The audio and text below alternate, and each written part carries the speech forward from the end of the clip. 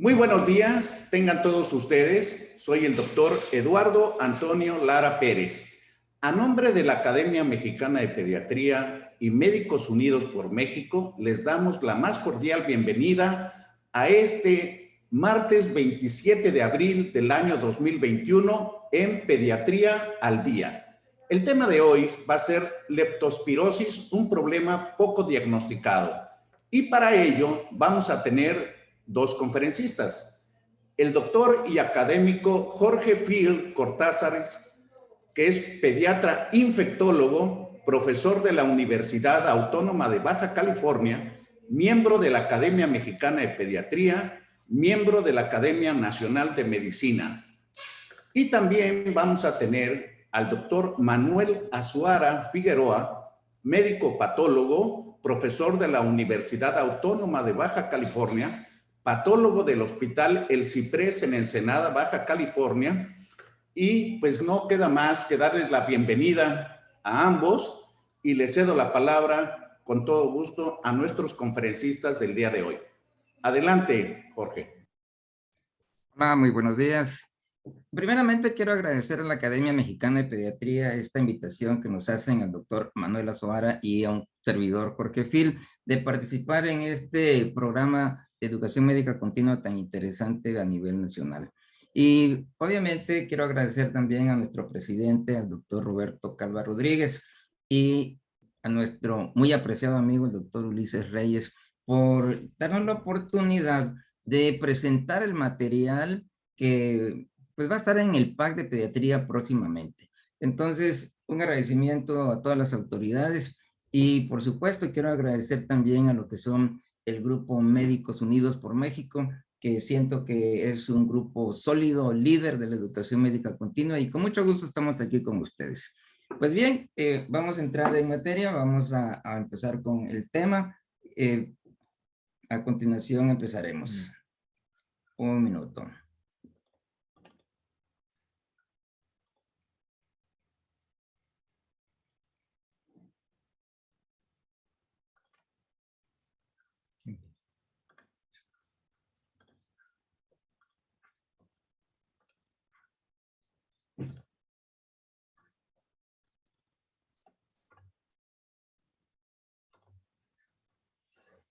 Muy bien, entonces, vamos a iniciar este tema que para los que estamos aquí en Baja California, en la frontera, ha sido muy interesante porque nos dimos cuenta que hay muy poco material, muy poco escrito y por supuesto tenemos el dato de que mayormente el diagnóstico de leptospirosis no existe. Y como introducción vamos a ver lo siguiente. Leptospirosis proviene del griego leptos, que significa delgado, y espira bovina, prácticamente porque son las características de este agente etiológico. Como introducción, es una enfermedad poco conocida y olvidada hacer el diagnóstico diferencial. Es una zoonosis por espiroquetas del género Leptospira y de la especie interrogans que infecta tanto a humanos como a animales. Es una enfermedad endémica en países subdesarrollados, pero también en países en vías de desarrollo, por tener inadecuadas redes pluviales, extensas áreas agrícolas y además copiosas lluvias, que propagan la enfermedad por contaminación del agua, alimentos o suelos húmedos con orina de animales infectados, animales enfermos. La incidencia media global es de 5 casos por 100,000 habitantes. Ahora bien, el Sistema Nacional de Vigilancia Epidemiológica reportó en el año 2000 solamente 50 casos y 10 años después, en el 2010, reporta 350 casos, 7 veces más que en el año 2000. Y en realidad pensamos de que no fue aumentando el padecimiento, simplemente se le dio más dedicación y se empezó a seguir el problema de este padecimiento. ¿Dónde está el mayor porcentaje que registra nuestro país de leptospirosis? Son 3 estados que se discuten el primer lugar. Tenemos a Yucatán en el sur y tenemos a Sonora y Sinaloa en el norte. Ahora bien, algo que se nos hizo muy importante es que el porcentaje de leptospirosis infantil en nuestro país es desconocida y esto para nosotros es terrible porque ¿cómo podemos prácticamente buscar enfrentarnos a un padecimiento que lo tenemos olvidado, que pareciera que no existe. Y esto fue uno de los motivos que nos dio para empezar a investigar sobre este padecimiento. ¿Cuáles son los factores predisponentes? Bueno, tenemos que el contacto con animales como son los perros, los ratones, los cerdos, el ganado vacuno, las poblaciones en la ribera de los ríos con aguas contaminadas, la urbanización desordenada con basureros no planeados, las temporadas de lluvia, la natación y el ciclismo de montaña. Cuando uno oye la natación, dice, no entiendo por qué tiene que ver la natación con este padecimiento. Bueno, pues resulta que las aguas contaminadas de una alberca, de un río, de un lago, donde los animales han orinado y han contaminado el agua, puede ser un vector para que los deportistas puedan adquirir este padecimiento. Y el ciclismo de montaña, ¿qué tiene que ver con la leptospirosis? Bueno, resulta que el ciclismo de montaña precisamente anda en lugares donde hay lodo, donde hay charcos de agua, contaminados probablemente con la orina de animales enfermos, y al tener contacto con la piel, y esto es muy interesante porque la piel no tiene que tener una herida, puede ser una piel íntegra, y al tener contacto con la piel o con mucosas, se presenta posteriormente el padecimiento. Dentro de las generalidades, vamos a recordar que en el año 1886, el doctor Adolf Weil describe por primera vez la leptospirosis como un síndrome icterohemorrágica con insuficiencia renal. Años más tarde, en 1907, el doctor Arthur Stimson aisló por primera vez el agente etiológico Leptospira interrogans. El doctor Inada y el doctor Hidalgo identificaron que el agente etiológico pertenece al grupo de espiroquetas. Y el doctor Naguchi propuso el género de espiroqueta en 1917. 2 años más tarde, el doctor Naguchi y el doctor Klier vienen a México a hacer estudios, pero específicamente en la península de Yucatán. Y 2 años más tarde, el doctor Pescorovas aisló leptospira en Veracruz, pero curiosamente fue en pacientes que los tenían clasificados y etiquetados como fiebre amarilla. Dentro de las generalidades podemos mencionar que en humanos la enfermedad se presenta de 1 a 2 semanas después de la infección con la bacteria. Tiene una característica este cuadro.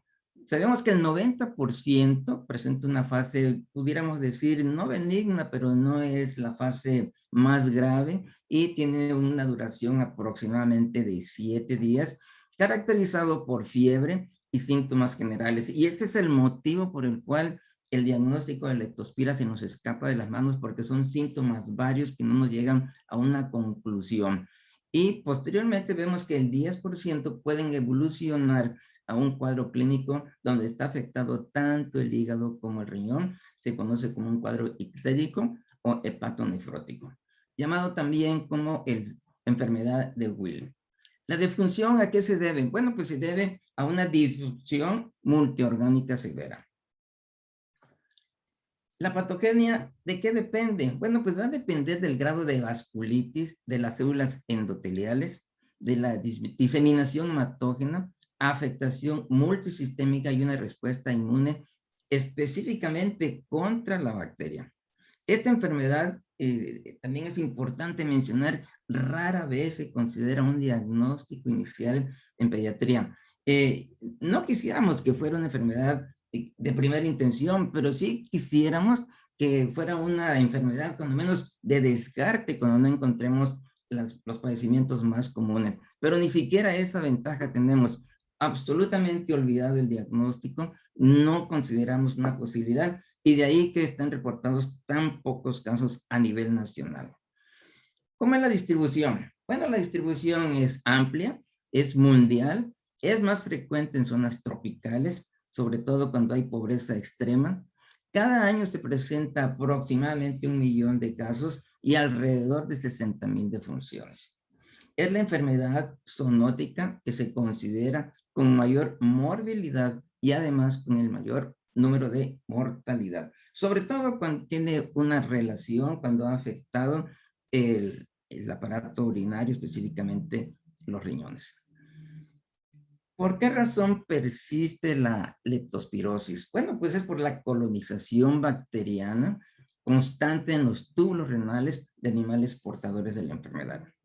¿Cómo se contamina el ser humano? Se contamina con la orina infectada al hacer contacto con la piel, con mucosas o al manipular tejidos de animales enfermos, ya sea con contacto con agua, con suelo contaminado o ingestión de aguas o comida infectada. Esta imagen que estamos viendo aquí de la rata sobre las botellas de refrescos, de soda, bueno, en videos que podemos observar en los centros comerciales, es muy común. En las noches las ratas salen y no solamente orinan sobre lo que viene siendo el bote de cualquier cosa, puede ser de cerveza, puede ser de refresco, de jugos, y obviamente una de dos, o les pasan un trapo al día siguiente, o no les pasa nada, se seca y al tener contacto el paciente con este recipiente, pues puede adquirir la enfermedad.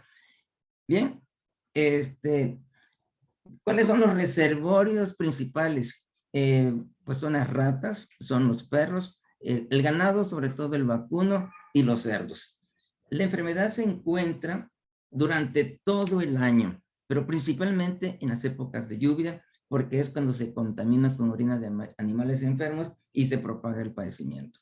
Es una enfermedad profesional donde ataca tanto a veterinarios como a carniceros, que son los que tienen contacto con ya sea la carne enferma o con los animales que atienden precisamente los veterinarios. Es frecuente en niños, estudiantes y amas de casa, pero ¿cuál es la razón? Porque los niños despiertan ese instinto de afecto, de amor hacia los animales, y considero que de las mascotas, de las más preferidas son precisamente los perros. Y como estamos viendo aquí, el niño juega con el perro, duerme con el perro, se baña con el perro, besa al perro, la posibilidad de infección es muy alta.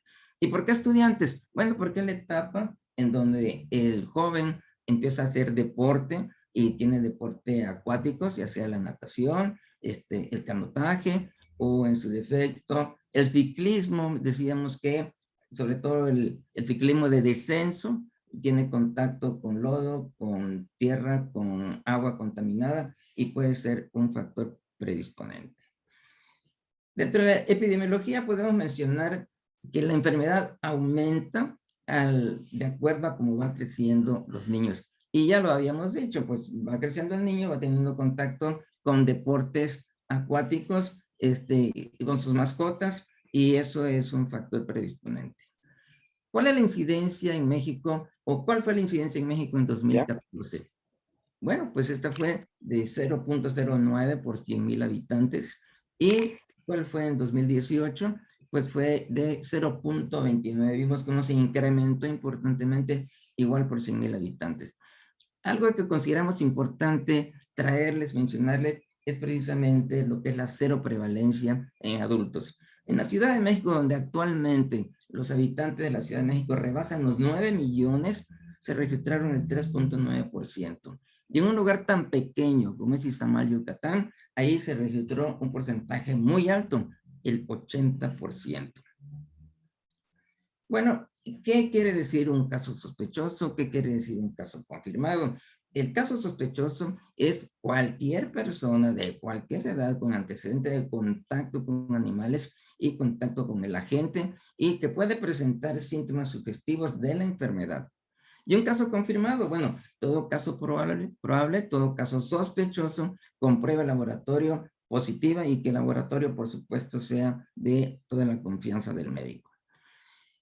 En México se considera un padecimiento raro, pero nosotros consideramos que más que un padecimiento raro es un padecimiento poco conocido por todos nosotros, por todo el personal de salud. Prácticamente la leptospirosis es una enfermedad, es un diagnóstico olvidado y que erróneamente lo confundimos y se etiqueta como un dengue hemorrágico o en su defecto con fiebre en estudio.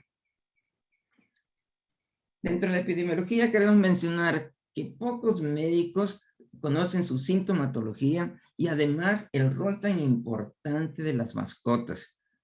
Y con esta última diapositiva, en esta parte de mi presentación, le voy a pasar la palabra al doctor Manuel Azuara, sin antes decir que se debe incrementar, nos corresponde a nosotros incrementar el conocimiento de la leptospirosis, promover el control y las medidas de prevención. Muy bien, en este momento le voy a dar la voz al patólogo, al doctor Manuel Azuara, y posteriormente yo voy a concluir con la plática. Con permiso.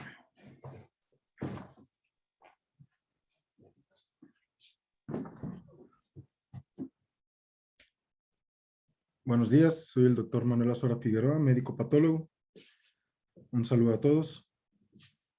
Continuando con la etiología y clasificación, la leptospira son un grupo de bacterias aerobias obligatorias, las cuales comparten características morfológicas con otro tipo de espiroquetas. En este caso van a entrar en el grupo de las espiroquetas finas, donde podemos observar que comparte características con el grupo de las leptonemas. El término de espiroqueta se va a dar por su morfología que presenta de manera de espiral, suele ser delgada, por eso se le denomina fina, tiene un diámetro aproximadamente entre 1 a 3 micras. La clasificación se puede dividir en una serológica y la clasificación molecular. La serológica es la que tiene mayor funcionalidad en el ámbito médico, es la que podemos utilizar de manera práctica, la cual nos va a dividir a la leptospira en el grupo patógeno interrogans y en los serotipos o serogrupos no patógenos que pertenecen a la biflexa. La clasificación molecular se basa en su ADN, de la cual nos ha permitido identificar 21 especies. De estas comparten características tanto del grupo interrogans como características con el grupo biflexa, y de aquí vamos a observar que se han identificado 9 especies patógenas, 5 con patogenicidad intermedia y 7 no patógenas. En esta tabla podemos observar algunas de las leptospiras patógenas. Aquí tenemos las 9 mencionadas anteriormente, las de patogenicidad intermedia y aquellas que son no patógenas. Es importante mencionar que las leptospiras con patogenicidad intermedia van a depender que una persona se enferme o no, tanto de la infección por dicha bacteria, pero también del estado inmunológico del huésped.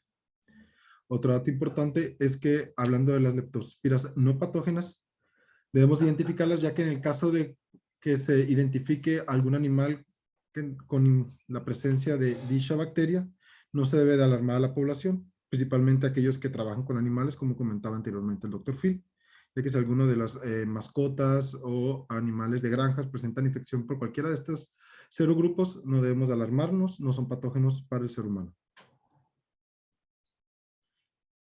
El mecanismo de transmisión es importante en este apartado mencionar que afecta en más de 160 especies de animales. Estos pueden ser animales salvajes y animales domésticos. El humano va a contagiarse por contacto directo con dichos animales contagiados. De estos podemos observar que por lo general la leptospira se va eliminando en los desechos, principalmente en la orina, lo que contamina suelos y agua.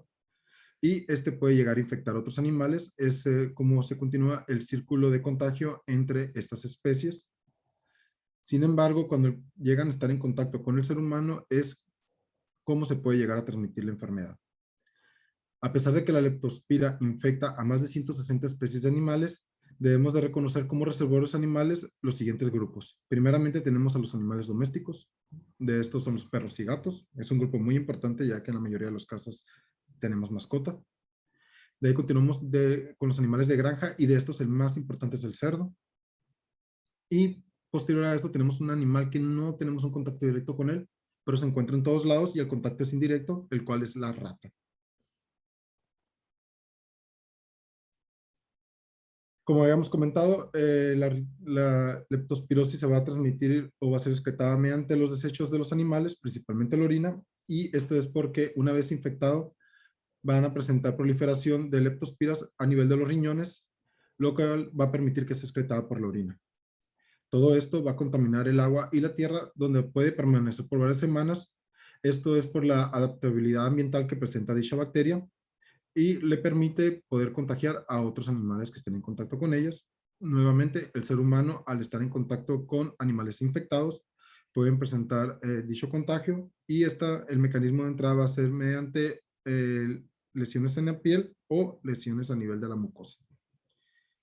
En estas imágenes podemos observar algo que ya había comentado el doctor Phil anteriormente, y es la presencia de productos que se encuentran a nivel de los supermercados, que solemos comprar, todos por lo general solemos comprar nuestros víveres en supermercados. Actualmente con esta nueva pandemia del coronavirus, lavamos cualquier producto que compramos antes de ingresarlo a nuestro hogar, pero anteriormente no se hacía con tanta frecuencia, y es lo que le permitía a la leptospira presentar contagios en el ser humano.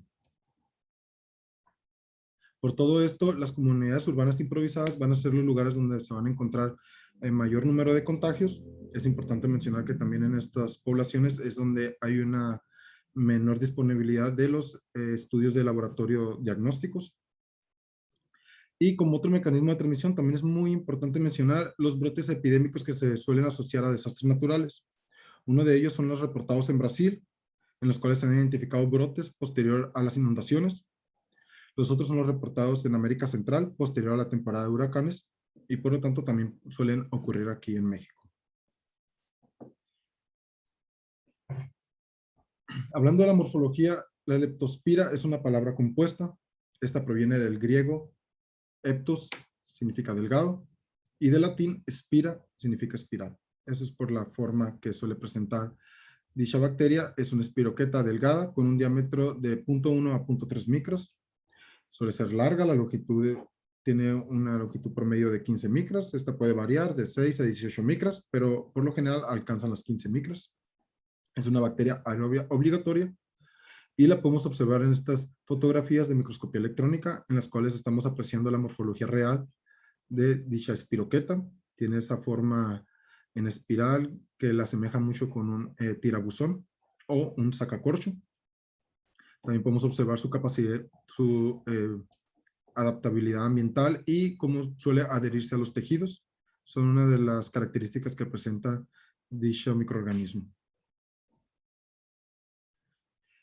En su composición, esta va a tener una membrana celular, la cual lo rodea, y por fuera suele estar rodeada también por una membrana externa. Esto es muy importante, ya que en la membrana externa se van a encontrar los antígenos de superficie que le dan las características de adhesión, pero también son los antígenos de superficie que nosotros solemos identificar en los estudios serológicos. Van a tener un flagelo, el cual va a presentar un poro de inserción. Dicho flagelo va a penetrar la membrana externa y va a salir al exterior de la leptospira, en la cual la va a rodear, lo que le da ese movimiento característico, el cual es con un movimiento rotatorio. Nuevamente, las proteínas de adhesión que se encuentran en la membrana celular externa son aquellas que le confieren esa adaptabilidad ambiental y esa capacidad de adherirse, pero también son aquellas que le brindan una resistencia a las acciones del sistema del complemento. Hablando de la estructura antigénica, los antígenos de superficie localizados en la membrana externa son aquellos que nosotros vamos a llegar a identificar. Son estos mismos antígenos de superficie lo que le dan esa capacidad de adherencia. Es importante también mencionar que los anticuerpos generados van a ser frente a los liposacáridos que se encuentran en la pared celular. ¿Qué es lo importante? ¿Por qué es importante conocer esto? Porque hay ciertos estudios diagnósticos que voy a mencionar más adelante, en el cual vamos a poder realizar pruebas de aglutinas contra lo que vienen siendo los liposacáridos que se van a encontrar en la pared y nos permiten identificar pacientes infectados con diversos serogrupos de leptospira. Conocer la estructura antigénica de la leptospira también nos facilita la clasificación en los serotipos. Ya habíamos comentado que de esto la interrogans, ¿verdad? Es uno de los grandes grupos en los cuales a su vez se va a subdividir en 218 serotipos. De estos tenemos los serobares, que es la unidad básica taxonómica, y el serogrupo que nos va a brindar un grupo de serobares con antígenos en común. Es lo que nos facilita al momento de realizarle estudios diagnósticos. Identificar los serogrupos para poder saber cuál de ellos son los patógenos en el ser humano. Pasando a la patogenia, la leptospira penetra a través de la piel erosionada o mucosas. Esta se va a difundir rápidamente y después de 48 horas se encuentra en todos los tejidos con localización especial a nivel de riñón, hígado, corazón y músculo esquelético. Va a depender mucho de la capacidad que presente cada serogrupo de adherencia, capacidad invasora, la penetración en las células endoteliales, la capacidad de movimiento y la adaptabilidad al medio ambiente o la osmorregulación. Es de ahí donde obtenemos los diversos especies de leptospiras, algunas patógenas, algunas con patogenicidad intermedia. Pero todas esas características le van a brindar una mayor adaptabilidad al medio ambiente, lo que le permite migrar a los tejidos u órganos anteriormente mencionados, de estos principalmente el riñón, en donde se va a almacenar y va a ser excretada nuevamente por la orina. En casos complicados puede llegar a producir incluso insuficiencia renal a nivel del endotelio vascular, en el cual se puede llegar a producir vasculitis y complicándose con hemorragias, ictericia en hígado, uveitis, miositis, casos de meningitis. Es importante mencionarla ya que en estos casos se puede detectar la leptospira en líquido cefalorraquídeo y a nivel de pulmón pueden llegar a presentar neumonitis hemorrágica.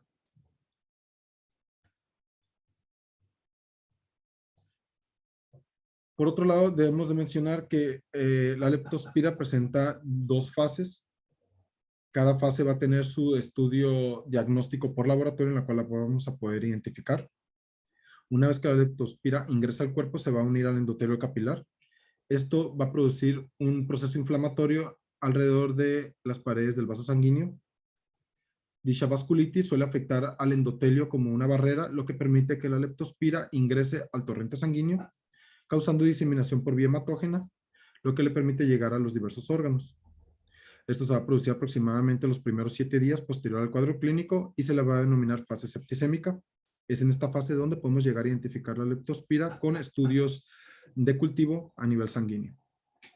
Posterior a esta fase va a haber una activación del sistema inmune.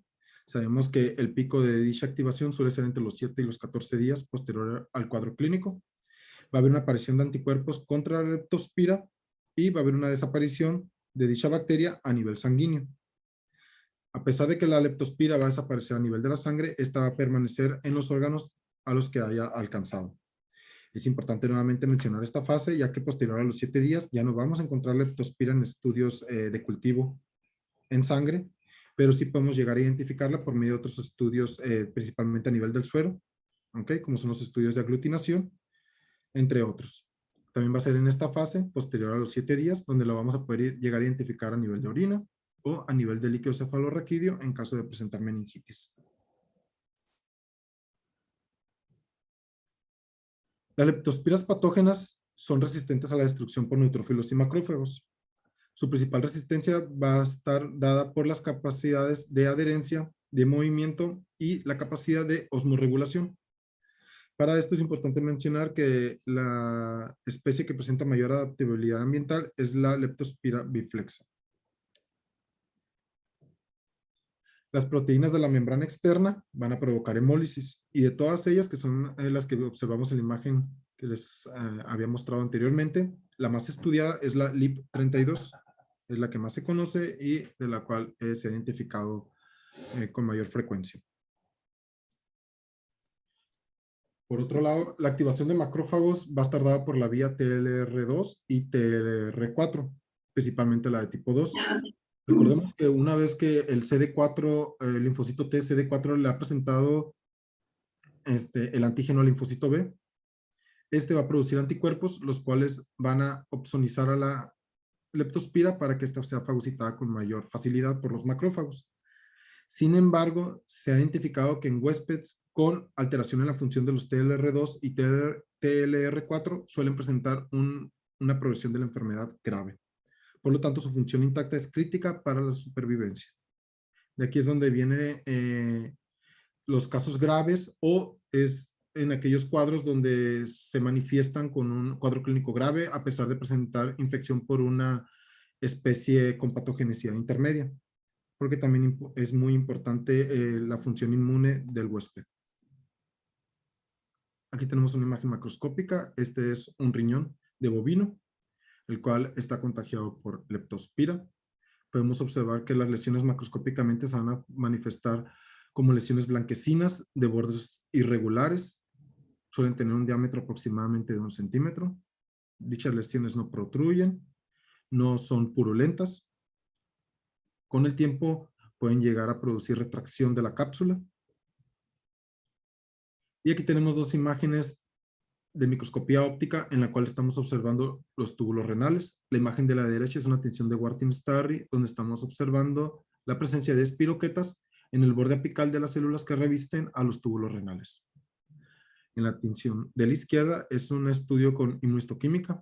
Se han realizado anticuerpos contra leptospira, en los cuales da positivo en el borde apical del componente epitelial que reviste a los túbulos renales.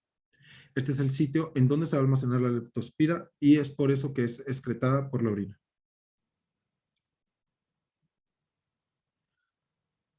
Hablando del diagnóstico, este requiere un alto índice de sospecha. Las leptospiras especies pueden aislarse en sangre la primera semana posterior al cuadro clínico, que corresponde a la fase septicémica. Después de esto, ya no se va a poder detectar por cultivos en sangre, se puede detectar en orina o, en ciertos casos, en el líquido cefalorraquídeo. El cultivo puede variar, pueden ser medios de Fletcher, Twineria albumin, etc. Por lo general, todos requieren una incubación entre los 28 a 30 grados centígrados y las lecturas suelen ser posterior a las 2 semanas. Desventajas del cultivo, bueno, uno de ellos es la disponibilidad y otro es el crecimiento lento. De hecho, todavía se pueden dar crecimiento de las bacterias 16 semanas posteriores al inicio del cultivo. Para poder decir que un cultivo es negativo, cuando hay una alta sospecha del cuadro clínico, debemos esperar hasta 16 semanas para poder darlo como negativo. Todos estos se visualizan en microscopía de campo oscuro.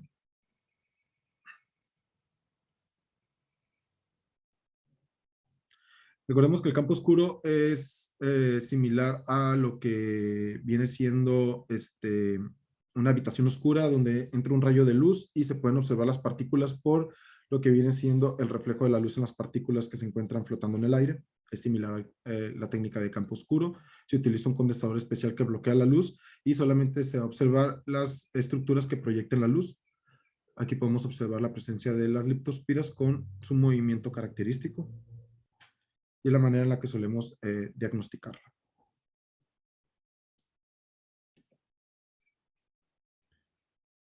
Otro tipo de pruebas diagnósticas que podemos utilizar y una de las más específicas y sensibles es la amplificación de ácidos nucleicos por PCR. Esta tiene una sensibilidad del 100% y una especificidad del 93%. La desventaja es que es poco accesible. Sin embargo, en aquellas ciudades donde cuenten con dicho estudio de laboratorio, se puede utilizar con toda confianza ya que nos va a permitir confirmar o descartar casos sospechosos. El estándar de oro es la prueba de aglutinación microscópica. Esta suele utilizar muestras de suero en el paciente seriadas. Se van a colocar en un medio donde va a contener un panel de 19 cepas, o es lo que recomienda la OMS, que el panel contenga 19 cepas de leptospiras, y al ser positivas, estas van a aglutinar, o el suero del paciente va a aglutinar contra las leptospiras que se encuentren en los medios. Recordemos que esta prueba debe realizarse de 5 a 7 días posteriores al cuadro clínico, que es cuando se van a originar los anticuerpos o las aglutinas, lo que va a permitir observar la positividad de la prueba. Este tipo de estudios se realizan solamente en laboratorios específicos, laboratorios de microbiología, ya que van a tratar con microorganismos vivos, ¿ok? El manejo de este tipo de pruebas debe ser muy delicado, ya que, como lo mencionamos anteriormente, es un panel que maneja 19 cepas de leptospira. Otro de los estudios diagnósticos que podemos llegar a utilizar son estudios histopatológicos. Estos van a ser en tejidos fijados con formol y embebidos en parafina. Nuevamente se pueden llegar a utilizar tinciones a base de plata, como la tinción de Wartin-Starry, la que nos permite identificar al espiroqueta, o incluso tinciones de inmunohistoquímica. La microscopía electrónica no se suele utilizar de manera rutinaria para la identificación o para el diagnóstico de leptospira. Tiene más bien un fin diagnóstico o un fin de investigación. Sin embargo, en aquellos casos donde se está estudiando algún problema renal, pacientes con insuficiencia renal, el cual no se ha podido llegar a un diagnóstico, se envía el tejido a microscopía electrónica y son esos casos en los que se puede llegar a identificar leptospira en pacientes que no se sospechaba de dicha enfermedad y son aquellos en los que nos brinda un aporte diagnóstico, pero de manera rutinaria no se utiliza la microscopía electrónica para su diagnóstico. Muy bien, eso es todo por mi parte. Gracias por su atención. Les cedo la palabra al doctor Phil.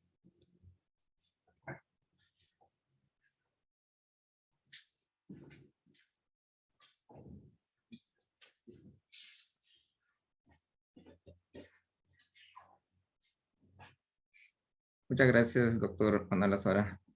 Bien, para continuar con los, los datos clínicos que me presenta una leptospirosis, vamos a mencionar que el 90% podemos clasificarla como una leptospirosis benigna. ¿Por qué benigna? Pues porque no llega a la defunción.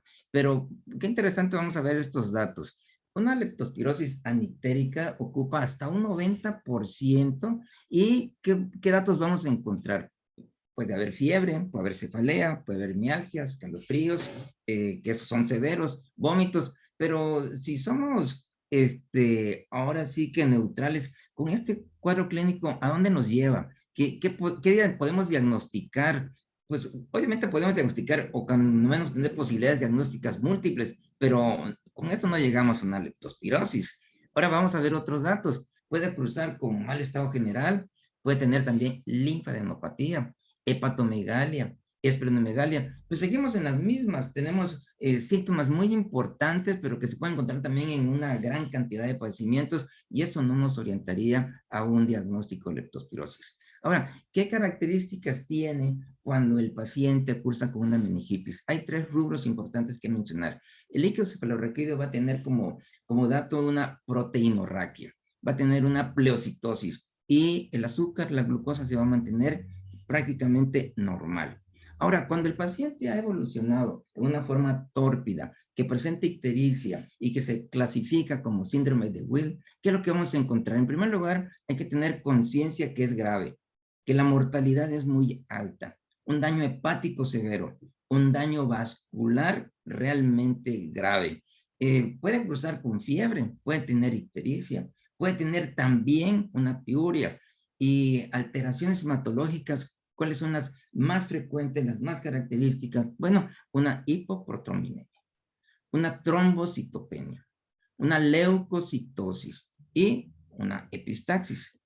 ¿Qué otros datos vamos a observar? Alteraciones renales, como cuál: hematuria, cilindruria, elevación de urea, azoados, anemia, y estos datos que realmente nos ponen preocupados, porque el paciente va a tener focos de hemorragias múltiples, va a cruzar obviamente con una hipotensión y lo que hemos venido mencionando, una neumonitis hemorrágica y con una proteinuria. Bien, pues con este cuadro clínico creo que nosotros ya estamos preocupados porque estamos frente a un paciente de un pronóstico grave, un pronóstico oscuro, un pronóstico a corto plazo letal. Y bueno, ¿qué armamento tenemos nosotros para defendernos ante este problema tan grave, tan serio? Bueno, recordemos, Alexander Fleming en 1928 descubre, a mi modo de ver, el mejor antibiótico que tenemos en la historia, la penicilina. Estoy consciente que actualmente no es un antibiótico que todo el mundo le aplauda.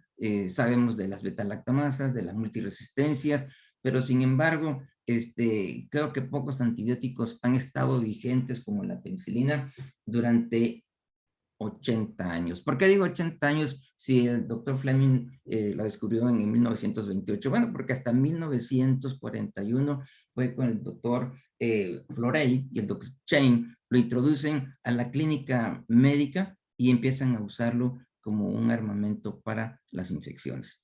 Pues bien, ¿qué dosis vamos a recomendar? ¿Qué dosis vamos a utilizar? Pues la que están viendo ustedes en pantalla: 25,000 unidades de penicilina G, unidades internacionales por miligramo kilo peso al día, con un horario de cada 6 horas.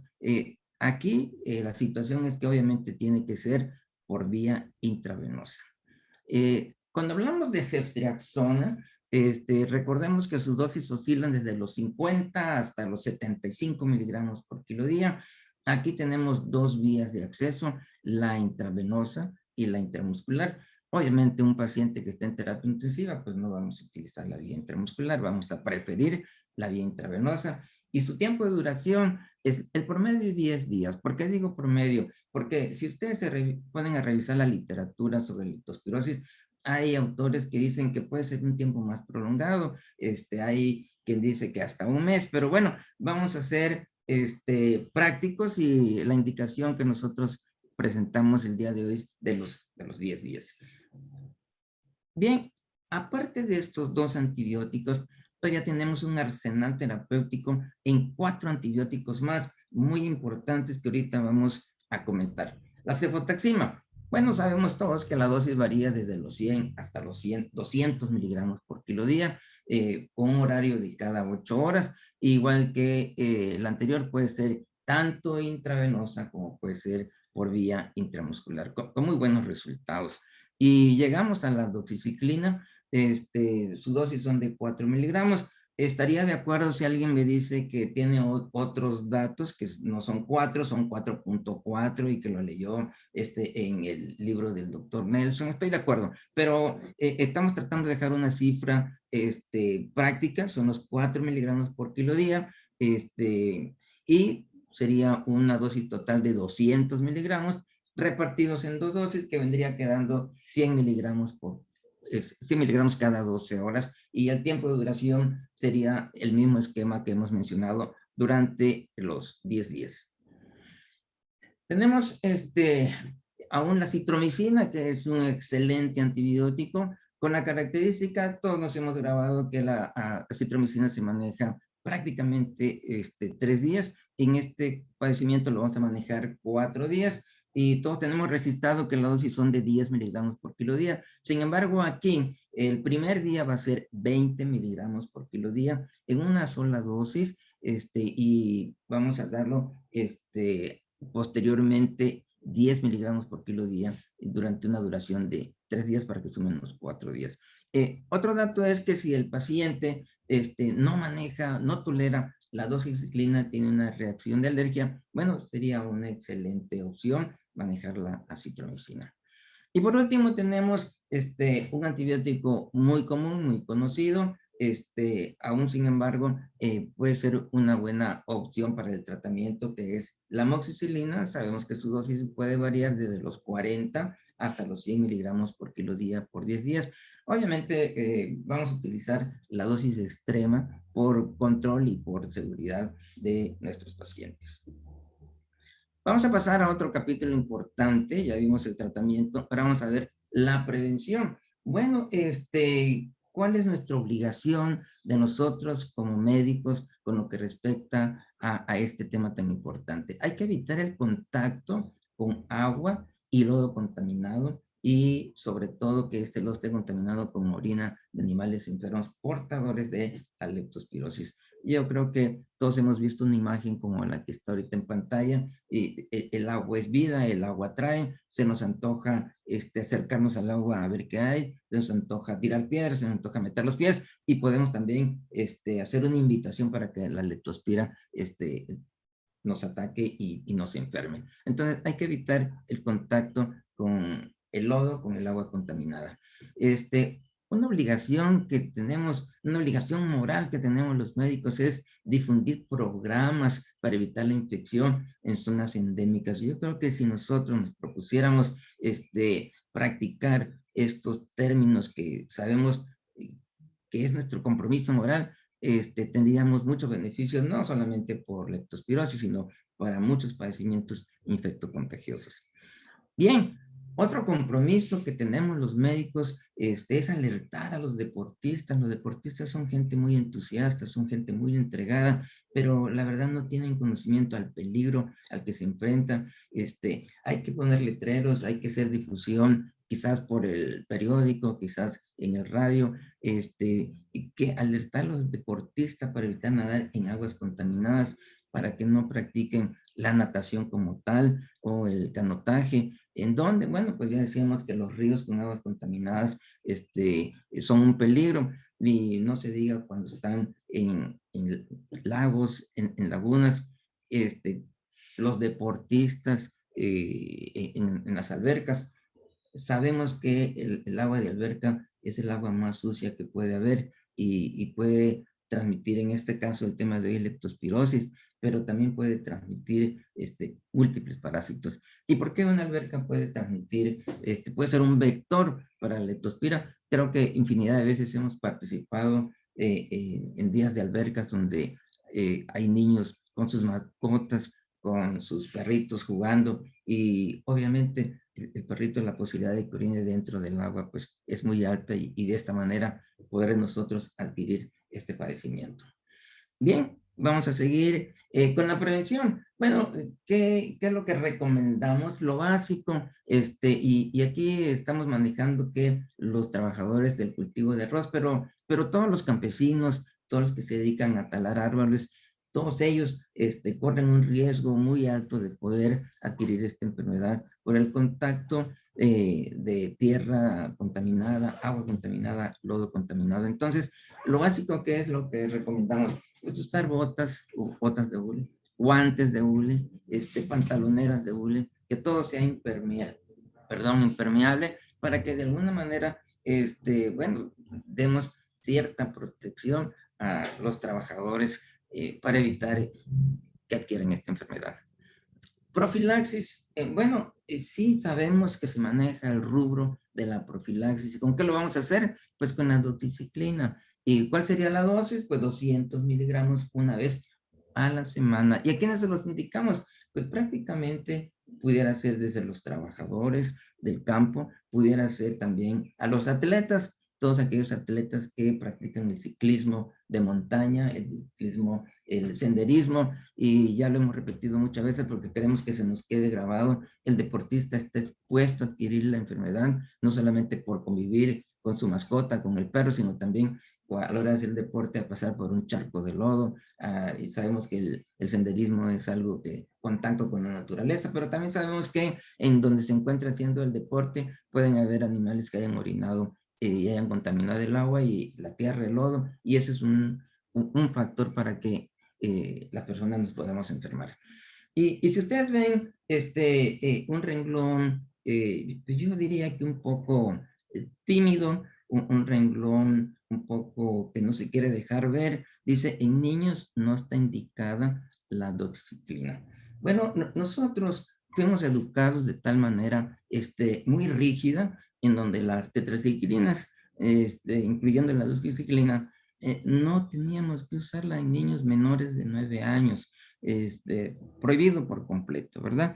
Sin embargo, en los últimos años han ido saliendo publicaciones, a mi modo de ver, muy interesantes que, pues, que quiero compartir con el auditorio, como por ejemplo pudiera decirse que el doctor Todd en el Journal Pediatrics en el año 2015 hace una publicación de niños que fueron manejados con tetraciclinas, específicamente doxiciclina, y que no tuvieron daño en su esmalte dental. Bueno, creo que es una publicación aceptable, pero lo que a mí se me hace interesante es que esos niños tenían 2 años de edad, esos 2 años de edad, y lo lógico era esperar que hubiera un daño. Sin embargo, la doxiciclina, de acuerdo a la Academia Americana de Pediatría, dice que si la vamos a utilizar, la utilicemos de una manera sencilla, una sola vez, no dar tratamientos de repetición, y es cuando nosotros no observamos el daño que estamos acostumbrados a escuchar. Esto fue en el 2015, pero a partir del 2016, la Academia Americana de Pediatría, publicaciones del doctor Nelson en tu libro de antibióticos, y luego lo repite en la edición 2019, y en la última edición nos dicta lo siguiente: las tetraciclinas, la doxiciclina, se puede utilizar sorprendentemente para muchos de nosotros a cualquier edad. No solamente habla de los 2 años, sino a cualquier edad. Obviamente, cuando sea necesario y cuando no nos quede otra alternativa, sí ocupa un lugar importante para la prescripción y manejo no solamente de la leptospirosis, de cualquiera que lo requiera. Dicho al caso, pudiera ser la rickettsiosis. Sabemos que la rickettsiosis tiene un parámetro, algo que se sale de lo tradicional.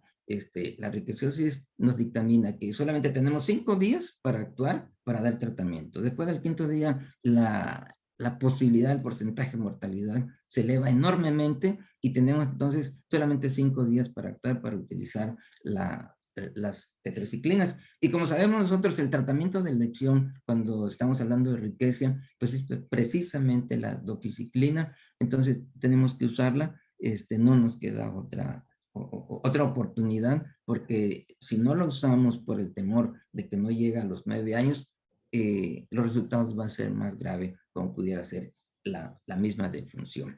Entonces, seguimos con el pronóstico. Bueno, ¿de qué depende el pronóstico? Depende de qué órgano está comprometido, qué órgano está afectado y sobre todo si hay o no complicaciones. Si hay complicaciones, el pronóstico se hace oscuro, se hace peligroso y la mortalidad se ha visto que es más alta en pacientes mayores de 40 años. Bueno, yo pienso que una persona de 40 años es una gente joven, una gente fuerte, una gente saludable. Yo pensaría que su aparato inmunológico todavía está, si no al 100, al 99, 95%, pero bueno, la leptospira no entiende de sentimientos personales y para la leptospira, todo aquel paciente que tenga más de 40 años es un riesgo muy alto de correr y llegar a la muerte. La meningitis sabemos que ocupa un porcentaje muy alto. La meningitis se puede presentar sobre todo en el síndrome de Will cuando llega a cifras hasta de un 80%. Ustedes saben que un paciente que cursa ya con una meningitis y focos múltiples de infección, pues el pronóstico realmente es muy triste. ¿Cuántas veces no han llegado los pacientes a un consultorio hemipléjico con mielitis transversa o con un síndrome de Guillain-Barré y lo que menos pensaríamos que ese paciente tiene incubado una leptospira? De hecho, el paciente crónico de leptospirosis, la característica es que pierde su movilidad, cursa con una cefalea intensa, pero no por días ni por semana, son cefaleas por años. Hay datos de artralgias y mialgias que lo limitan en sus movimientos corporales y si nos llega un paciente con ese dato, si es nuestra área, lo manejamos y si no, lo canalizamos probablemente con lo que uno considere lo más apropiado, un neurólogo, ¿verdad? Pero bien, ni siquiera nos imaginamos que estamos frente a un paciente portador de leptospirosis. Bien, un dato más para hablar sobre el pronóstico es que la afección pulmonar grave se caracteriza por un dato muy importante, la hemorragia intraalveolar, que ocupa una mortalidad muy alta. El paciente que tiene hemorragia pulmonar tiene asegurado el 50% de fallecer. Entonces es algo muy grave, muy preocupante y bueno, otro dato que es importante considerar, la insuficiencia renal. La insuficiencia renal, cuando se hace presente en una leptospirosis, puede oscilar su porcentaje desde un 22 hasta un 85%, y de ese 85%, el 40% puede llegar a la defunción. Sobre todo si el paciente no tuvo oportunidad de recibir una diálisis que compensara su intoxicación y su daño renal, y además puede cruzar con pancreatitis aguda y con una trombocitopenia. Yo creo que con estos datos ya el futuro del paciente pues realmente no es nada halagador. Bien, aquí quiero comentar un trabajo que creo que puede ejemplificar el tema de hoy. Es un caso de leptospirosis y con borrelia. Es muy corto, son esos 4 renglones, no se espanten, no voy a hacer una historia clínica larga. Es un paciente de 23 años con un síndrome migrañoso de duración de 5 años. Una evolución muy tórpida, el paciente con leptospirosis llegó a desarrollar la enfermedad de Well, y lo que empezó a llamar la atención que es que el paciente tuvo 2 recaídas con el mismo cuadro y además con síndrome de Will. Se pensó que era un paciente inmunocomprometido, se corroboró que no era así, y se tomó un líquido cefalorraquídeo, perdón, se tomó PCR para leptospira y también se tomó PCR para borrelia. Y el reporte salió positivo para ambos. Entonces, este es el mensaje, no solamente la leptospira es una enfermedad rara, la borrelia también la tenemos olvidada. Entonces, por esa razón, pueden pasar 1, 2, 3, 4, 5, muchos años y el paciente sufriendo de artralgias, mialgias, migraña y no llegar a un diagnóstico. Entonces, quise traer este pequeño resumen, que es el primer caso reportado en México. Tenemos aquí en Baja California investigadores de la altura del doctor Luis Tinoco Gracia, que es investigador de la Universidad Autónoma de Baja California en Mexicali. Y para este estudio fuimos invitados a algunos compañeros, como fue el doctor Jesús Coria, un servidor Jorge Fil. Y bueno, la idea de este trabajo realmente es tratar de que la gente voltee a ver sobre otras enfermedades, como el día de hoy, leptospirosis. Bueno, la infección puede ser simultánea, tanto de Borrelia como de leptospira, y esto es un mensaje. Los perros pueden cruzar con garrapatas del tipo rifocéfalos sanguíneos que pueden estar contaminadas con la Espirocheta Borrelia burgdorferi, y de esta manera el perro, por medio de la mordedura, la picadura de la garrapata, nos puede transmitir la borreliosis, conocida como enfermedad de Lyme. Pero el mismo perro puede estar infectado con leptospira, y a la hora de orinarnos contaminamos con la orina del perro y nos puede transmitir la leptospirosis. Quiere decir que el mismo perro nos puede transmitir las dos enfermedades. Algo que quisiera yo comentar es que quizás los expertos en infectología van a sentir un poco raro que yo hable de rifocéfalos sanguíneos como portador de Borrelia. Sabemos que la garrapata que porta la Borrelia, pues no es precisamente la rifocéfalos sanguíneos, sino es la Psoides.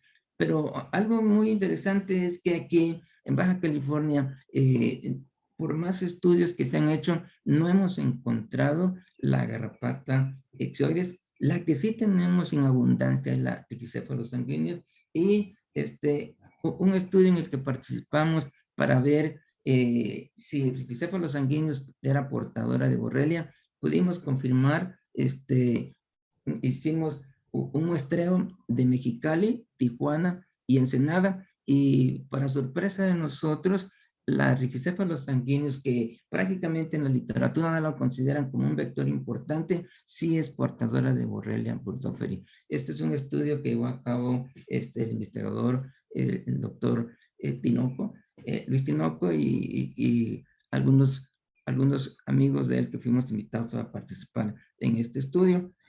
Bien, antes de terminar con esta imagen que quiero que observen, quiero hacer dos comentarios para no usar el tiempo.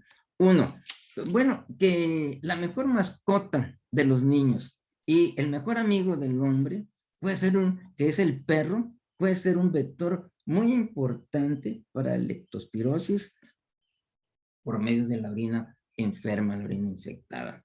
Y quizás la última reflexión para que nos quede mensaje es que la próxima vez que tengamos un paciente con signos de sintomatología crónica, de focos múltiples, con artralgias, con mialgias, y que no tengamos hasta el momento un diagnóstico después de haberlo intentado, los más comunes, háganse una pregunta: ¿tendrá un perro? ¿Tendrá una mascota?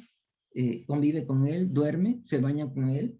Porque ese puede ser nuestro enemigo, ¿verdad? Entonces, piensen que un paciente crónico con signos y síntomas de focos múltiples, con artralgias, con mialgias, con migraña. Aquí en Baja California, el único dato que nos ha orientado en los estudios que hemos hecho es que el cuadro clínico que aparece en la literatura no lo encontramos, solamente tenemos migraña. Eso es todo lo que tenemos. Y es un dato que creemos que es importante. Cada vez que tengan un paciente con estos síntomas y que no llegan a un diagnóstico, por favor, denle la oportunidad a su paciente y dense la oportunidad de ustedes de pruebas, exámenes para descartar. Muchas gracias. Muy amables. Buen día. Muchas gracias, doctores Azuara y doctor Fil. Si quieren dejar de compartir su pantalla para que nos veamos así. Bueno, pues hay muchas felicitaciones, muchos comentarios, muchas preguntas. Y el doctor Sergio Joaquín Macías dice: buen día, a mi hija hace 3 años se le realizó el estudio porque el pediatra sospechaba de algo más ya que presentaba títulos de 1 a 320 de Proteus. Le salió IgM positiva.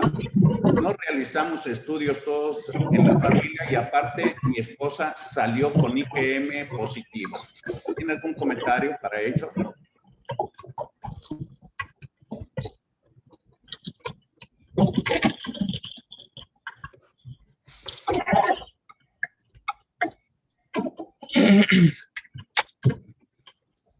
Sí, necesita el micrófono se necesita activar.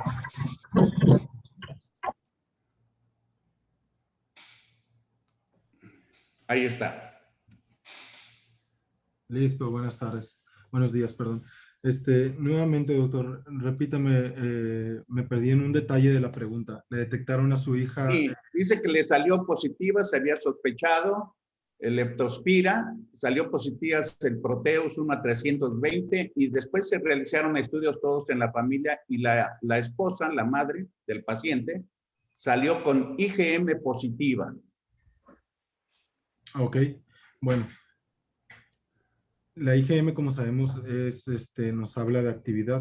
Quiere decir que la infección pues, se podría encontrar en fase activa. Aquí lo importante es corroborarla, que no vaya a presentar una reacción cruzada con algún otro grupo, principalmente con alguna otra bacteria como son las leptonemas. Es importante ver el cuadro clínico, todo el contexto, ¿verdad? Como sabemos, vemos pacientes, no enfermedades, hay que ver el contexto. Si posterior a esto se tiene la sospecha, con la IgM se pudo haber iniciado tratamiento. Si no hay sospecha, si el paciente ya no presenta el cuadro clínico, se encuentra bien y presentó la IgM positiva que nos habla de actividad o de una fase aguda, pero no hay ninguna sospecha clínica, hay que corroborarlo, buscar la manera de realizarle un estudio ya sea de cultivo, ¿ok? O algún estudio por PCR para corroborar la infección y administrar el tratamiento. Posterior a esto, nos va a corroborar la infección, también nos va a ayudar a darle seguimiento, ya que posterior a esto, al terminar el tratamiento, se puede dar seguimiento nuevamente con estudios serológicos, ya sin requerir acudir a un estudio por PCR, solamente por estudios serológicos. Muy bien, muchas gracias. Hay dos preguntas del doctor Coria. Dice, los animales domésticos, perdón sus comentarios, los animales domésticos como perros, gatos, hámsters, entre otros, el dueño regularmente lo desparasita. Obvio, esto es una bacteria. La pregunta es, ¿el veterinario puede dar alguna profilaxis? Y la otra pregunta es, se me ha comentado que el ganado vacuno, aviar, porcino, etcétera, tiene un alto índice de ser portador de leptospira, pero en ellos, para su engorda, se abusa de ATB, no sé qué sea eso. Antibióticos. Muy bien, y la pregunta es, ¿esto puede eliminar la Bien, en primer lugar, sí está indicada la profilaxis y la profilaxis sería con doxiciclina. Creo que en la plática hemos hecho hincapié que una de las obligaciones, de los compromisos morales que tenemos los médicos es precisamente difundir información y, ¿por qué no?, acercarnos con nuestros compañeros veterinarios y sugerirles de que pueden utilizar la doxiciclina. Porque sí es un elemento de ayuda, ¿verdad? Definitivamente que sí lo podemos utilizar. Y por otro lado, la segunda pregunta, ahora sí que me perdí por dónde iba, que era lo que preguntaba el doctor Coria. Que al darle antibióticos a... Bueno, sabemos que la resistencia bacteriana existe no solamente en el ser humano, también en los animales, sobre todo cuando los manejan para uso de engorda. La posibilidad existe, pero sin embargo, si no tenemos un esquema terapéutico adecuado, las dosis y el tiempo de duración, pues aunque le den antibióticos, la leptospira va a continuar vigente, porque lo que hemos vivido nosotros es que aquellos pacientes que cursan con una leptospirosis, aunque llevemos el esquema minuciosamente, a veces no logramos el éxito. Tenemos que buscar una segunda o una tercera opción. Muy amable, muchas gracias. El doctor Arturo Loredo quiere la palabra. Adelante, Arturo. Buenos días, felicidades a todos por por la reunión. Una pregunta muy sencilla. ¿Cuáles serían las manifestaciones clínicas que pudiera tener en un momento dado un perro, o sea, la mascota de unos niños, para que nosotros estemos alertas a esta situación? Bueno, yo siento que una mascota es un miembro familiar y así como conocemos a nuestros hijos, conocemos a nuestras mascotas, y cuando nosotros observemos una actitud fuera de lo común, desde que el paciente, en este caso, el perrito, no tenga la actividad diaria de jugar, corretear, comer, y cuando hay alteración en esto, que el paciente triste, que no se desplaza, no se desplaza, porque en realidad dentro de la leptospira lo que nosotros queremos mencionar es que pierden su actividad corporal, tienen artralgias severas, mialgias severas, dejan de caminar, dejan de correr, dejan de jugar, dejan de comer. Entonces, ese paciente posiblemente esté cruzando con un cuadro de leptospirosis. Acercarnos con nuestro veterinario y pedirle que se haga cargo y que le haga las pruebas pertinentes para confirmar o para descartar. Eso para nosotros es muy importante, eso para poderlo transmitir a los papás de nuestros pacientes. Si tiene algún cuadro de, por ejemplo, de fiebre que no se explica favorablemente con las medidas habituales, entonces yo creo que debemos estar muy alertas a este señalamiento que haces, Jorge. Muchas gracias y felicidades. Gracias, Marco. Muchas gracias por su participación. El doctor Enrique Mendoza quiere la palabra, le pido encienda su cámara y adelante, Enrique. Bien, en primer lugar, felicidades. Perdón, reinicia tu sonido, por favor. Ahí está, de vuelta, ¿se me escuchan? Sí, gracias. Muy bien.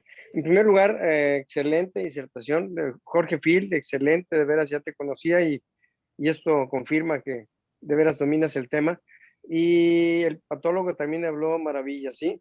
Lo que quiero comentarles es que aquí en Nuevo León, el doctor Rodríguez, que era el jefe de bacteriología de la Facultad de Medicina de la Universidad de Nuevo León, allá por los 60s, estudió la leptospirosis en Nuevo León y estudió la leptospirosis y le encontró, se van a reír, en todos los depósitos de comestibles, de víveres, donde había ratas. Entonces, las ratas orinaban y contaminaban pues como dijeron ahorita, los utensilios, las latas, etcétera, ¿sí? Y los alimentos. Específicamente, las encontraban también en donde se guardaban alimentos en costales, ¿sí? Entonces, él encontró un cuadro clínico, encontró la forma de diagnosticarlo, y él decía que el campo oscuro era lo ideal. Entonces, cuando fui interno, me tocó ver un caso que lo estoy comentando aquí, me tocó un caso muy raro, un caso joven, con fiebre, de difícil control, y bien interesante porque tenía un ojo rojo, una conjuntiva roja, y la fiebre ya tenía una semana y ya pasaron varios especialistas del hospital y pues no tenía diagnóstico. Y cuando puse a revisar el tema, pedimos una prueba que estaba justo llegando a Monterrey, era por allá por los 75, una prueba se llama continuo electroforesis para leptospira, salió positiva, y entonces le hicimos un campo oscuro, también salió positivo, y le dimos antibiótico, le dimos amoxicilina, y a las 72 horas ya no tenía fiebre, tuvo una crisis de reacción febril, que lo comentaban ahorita, una reacción de Harris-Hersheimer. Entonces, mejoró bastante. Entonces, mi cuestionamiento es, estamos hablando de la leptospira grave, pero no estamos hablando de la leptospira leve que puede pasar desapercibida. Entonces, yo creo que valdría la pena cerrar filas y pensar que también hay leptospirosis leve. Y en este caso, el paciente nunca estuvo gravemente enfermo, todas las demás pruebas de laboratorio estuvieron bien, pero mi pregunta es la siguiente.